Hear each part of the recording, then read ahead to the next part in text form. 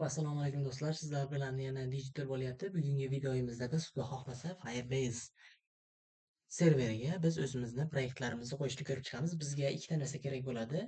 Brauzer va albatta terminal. Terminalda VS Code ichidan ochsak ham yoki o'zimizni terminaldan foydalansak ham bo'ladi.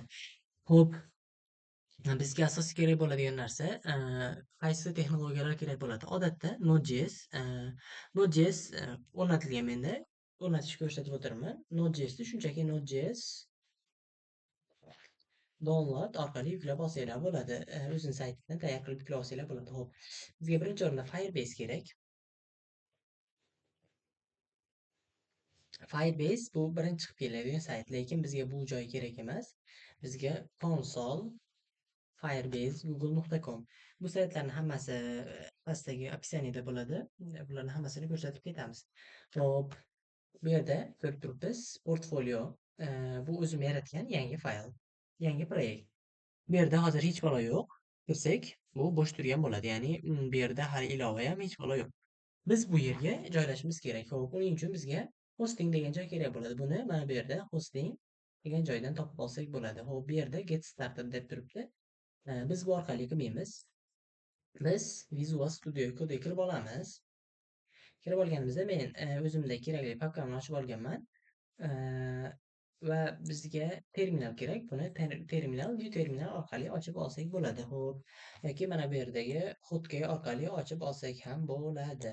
Bu yerga yozamiz. Birinchi o'rinda npm install firebase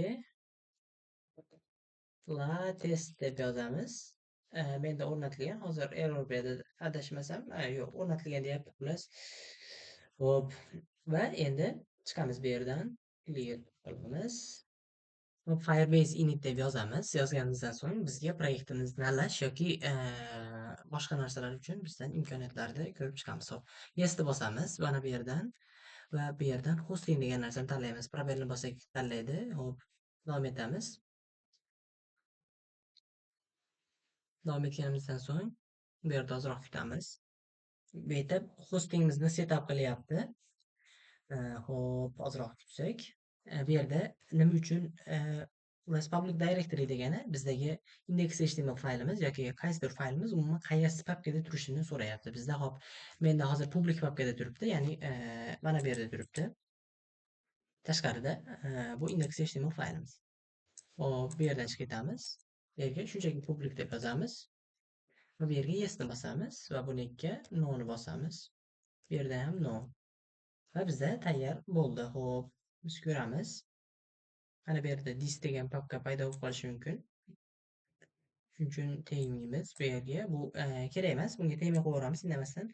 Xo'p, yana bizda mendagi fayl просто так disda yozilmaganligi uchun, ya'ni white'da yozilmagan meni kodim, shunchaki oddiy index.html bo'lganligi uchun men shunchaki publicdan foydalanyapman.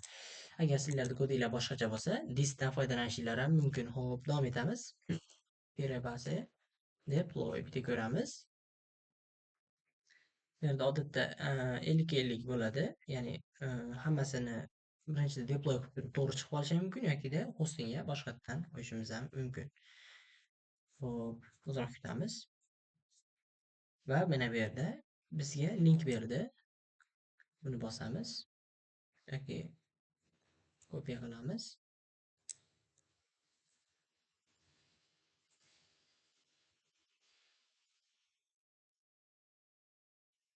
Kopiya qilib olamiz va mana bu yerda Ctrl ni bossak, bizda mana bunaqa holat kelib chiqadi. Biz xullas hostingga bemalol ulab oldik. Endi bizga kerak bo'ladigan narsasi, hop, bizda chiqqan xatolikni to'g'rilash uchun bizga qaytadan init qilishimizga to'g'ri keladi. Hop, Firebase uning uchun mana bu yerda ochilgan yangi papkalarni hammasini o'chirib yuboramiz. Menda Node bilan public bor edi, bularni o'chirib yubordim men. Bu yerga yozamiz yana Firebase init deb yozganimizdan so'ng yana ozroq kutamiz. Bu proyektni setup qiladi. Hop, yana hosting tanlanadi.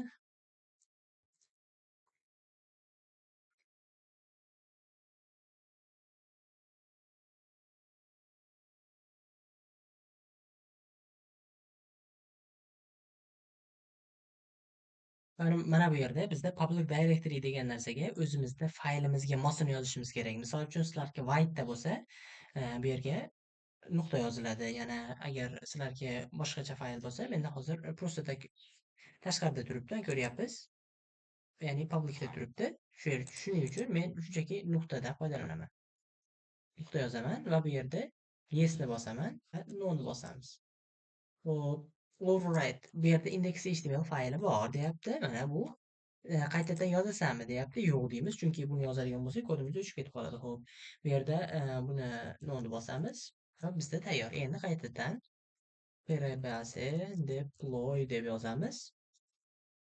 Ozroq kutganimizdan so'ng bizni faylimiz hostingga qo'yiladi.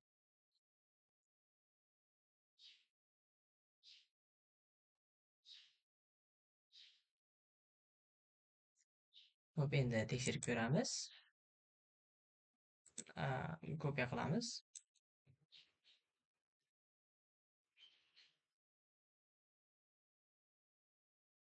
Bu ishlamasa Ctrl F5 ni ham bir bosib yuboramiz. Shundan keyin yangilanib ketadi. Xo'p, voila, bizda faylimiz serverga qo'yildi.